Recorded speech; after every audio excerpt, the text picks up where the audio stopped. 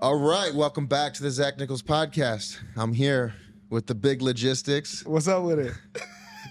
Who else we got? You're so rude, Zach. No, well, I'm here with my San Diegan Yes, sir. big brother, the beard himself, Brad Fiorenza. Did I say that right? You did. It took me years. to figure this out. Forenza. How Italian is that? It's very Italian. Yeah. I'm only half Italian, though, so it's kind of misleading. Gotcha. Mr. Brad Fiorenza. One more round of applause for my fucking brother in the house. Thank you. Dude, it's crazy. Like, we just met, we were here a month ago, and I really feel like, like we're a kindred spirit to a certain extent. So happy to have you in the house, man. Thank you for coming to Detroit, man. Thank you for having me, and I want to thank you guys for doing this, because I will say, from the episodes I have seen, you do an incredible job. It really does promote the franchise. It's been a huge part of my life, and it's a pleasure to be here. Let's actually start there, because thank you, first of all. It's easy to do a good job when you're having a good time, and we have a blast here. But you've mentioned it multiple times, and you've said, like, this show is part of the fabric of your being. Sure. And I feel that too. Like, I felt like that more than I felt most anything any other challenger said. So why don't you just, like, kind of explain that to us? Like, what is the challenge? Like, it's been 20 plus years. Gosh, it has. 20 years exactly, right? Because your real world season was 04 in San Diego. Wow. Yeah. I mean, we filmed in 03. So Yeah, it aired okay. in That was an 04, iconic so season. Thank you. We had a blast. And God, it's actually crazy to think that far back. I mean, really, if you think about filming your original real world season, think about like Zach before he saw a challenge, how different he was. Because I know I was. I remember filming Real World San Diego and just thinking, like, okay, when this is over, I'll go back to work and get the bank, and that'll be that. You know? You're probably like, I'll hop right back on my crotch rocket, head back to Chicago. Probably the greatest entrance of any real worlder ever. Brad rolls in on a crotch rocket. Everyone else gets off a plane, you know. No, not you, my man. You rolled up in a crotch rocket, firing on all cylinders. So the only crazy thing about that was the bike got shipped, and it made it look like I rode from Chicago to San Diego on a 600. And that would just not be feasible. But thank you. It was a cool entrance. Picking up Jamie was amazing. But truly reflecting back that far and then thinking about my first challenge, Battle of the Sexes, where I just got voted off and we were keeping a stats sheet, and that was just out the window at the end. It was basically a backdoor alliance. Then Inferno 2 was my first challenge with elimination rounds. And God, thinking back that far, I mean, you do become... You play this game long enough, and you really do feel like it becomes a part of you. And and in fact, I'm really glad that you brought this up. I'm curious to hear your thoughts on it. But like, there's certain attributes of this challenge that have been around forever. You know, like for example, my least favorite, the eating challenge, trivia. But then there's like certain classics like balls in the mud. You know what I mean? yes, like, absolutely. And there's a handful of other ones like balls in the mud, the heights over water. Grabbing rings or whatever dangling carabiners they have off of cliffs and stuff. And I feel like that truly, in my opinion, I'm one person, represents the competitive fabric of the game, you know? And I feel like sometimes, especially recently, I've been thrown off where I don't even know what game I trained to play when I show up. Oh, that's 100%. It's changed so much. Yes. It's becoming more cerebral, I feel. It's becoming more like balance and circus game centric. Sure. But you're right, there always have been, balance has always been a huge part if you're over the water or jumping from platform to platform. But yeah, it always just goes back to that feeling of being alive, though. You know, 100%. I think that's like, I mean, adrenaline is one of the most powerful drugs in the world, and so is being in Neverland. You know, Yeah. like you just go back there and you're like that kid again. Like anytime I went back on the challenge, anytime I would go back there, especially after the one break that I took, and you took a long break at one point. Yeah. When you go back, it's like you never left. Right. And it's a great feeling. It really is. And you're back in the bunk beds. Fountain of youth. Yeah. Fountain of youth all day. Which you, my friend, have found. You look fantastic. Thank you. Yes. Same, brother. Like Thank you. you know, I think you could still kick my ass. I never would have thought you'd think that, and I still think you'd give me a good run. I'd give you a good run, yeah. Like there'd be some bruises, but dude, you're fucking ready to go. You don't want to be in a hall with this guy. Hey, You don't have to get ready if you stay ready. 100%. That's your quote right there, man. Yes. I love that quote. And people have been using that since you said it. Well, I love that, and I do try to live by that. Sometimes it's more difficult to stay ready than others because life gets difficult. But I'm curious, getting back to the like competitive fabric of the game, what are your thoughts on All-Star Season 4 and the challenges that you saw? For example, like the spinning of the bus, unlocking the suitcases, and I'm not knocking the games that were laid out. What I'm asking is, like, as far as a ratio, I mean, for in like, you know, you always expect a few surprises. That's fair. You know, you don't know what you're showing up to each day.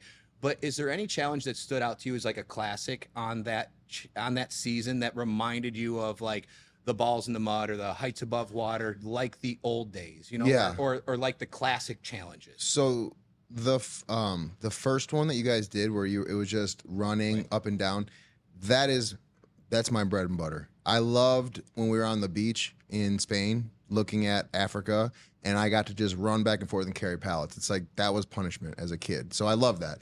That one to me was, you did great in that one. Yeah. And so you're that was right. the only one I did good in. Well, that's my thing is like you train for these old school, these workhorse challenges, and you expect to have the one or two where it's like, okay, I'm probably gonna get last year. This is gonna be the one I go into elimination round.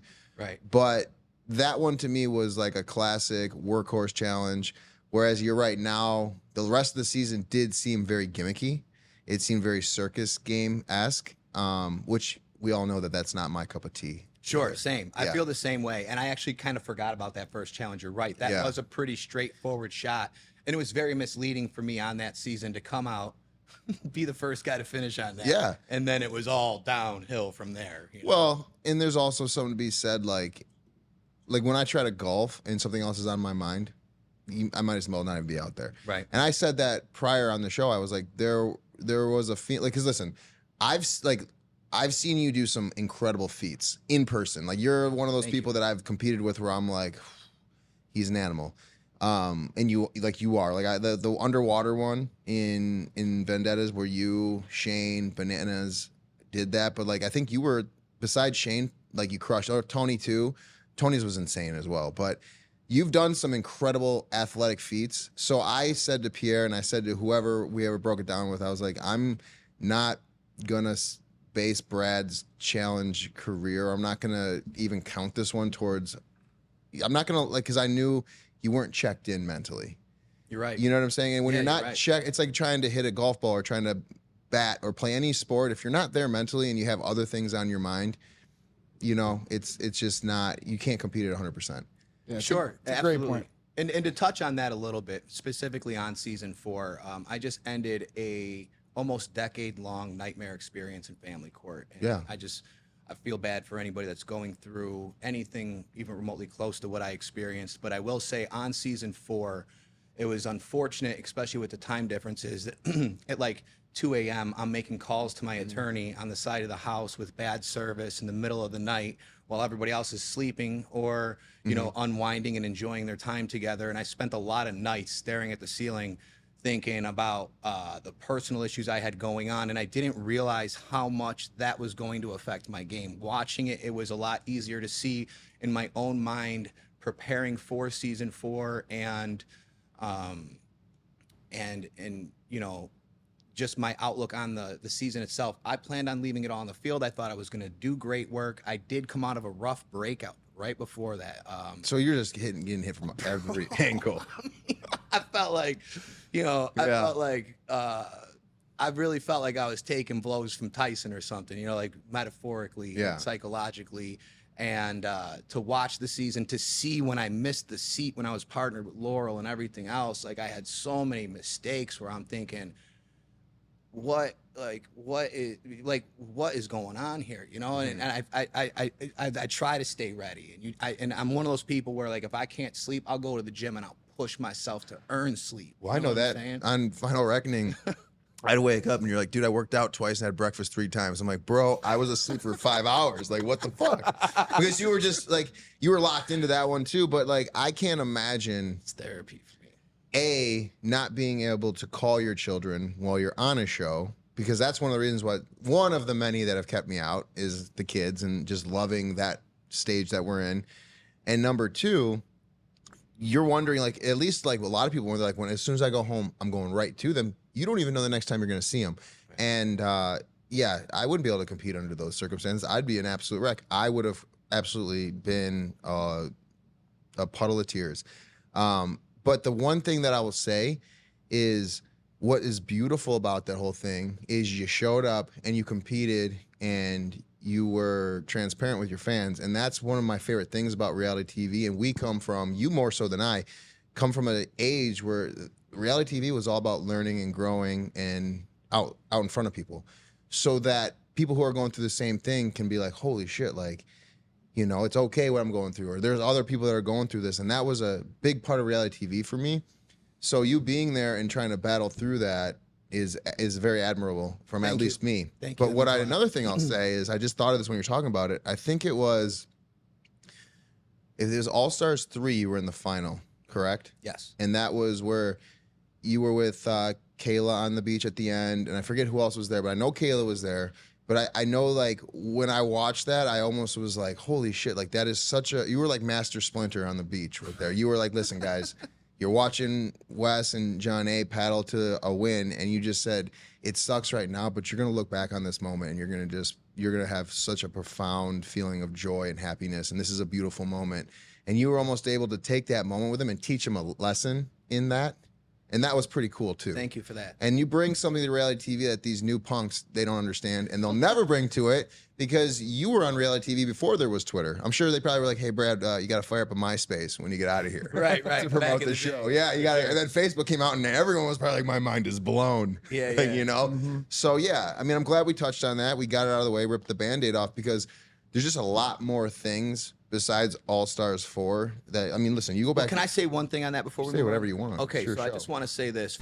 That concludes the free preview of the Zach Nichols podcast. So go to Patreon and subscribe to see the rest of the shit that we talk. Go do it now.